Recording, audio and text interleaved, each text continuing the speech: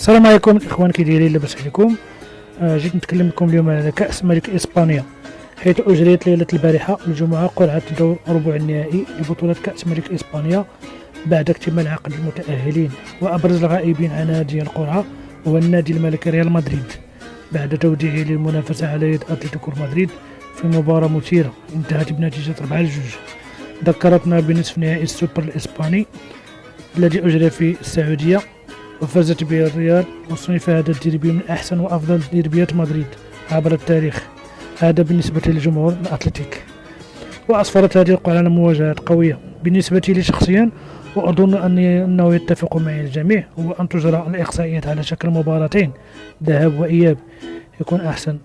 حينئذ سيفوز الفريق الذي يستحق، ولكن مباراة وحيدة غالبا ما تظلم فيها في بعض الأندية، مثال ريال مدريد.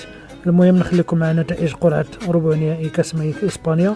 المباريات ستقام يومي 23 و 25 يناير الحالي.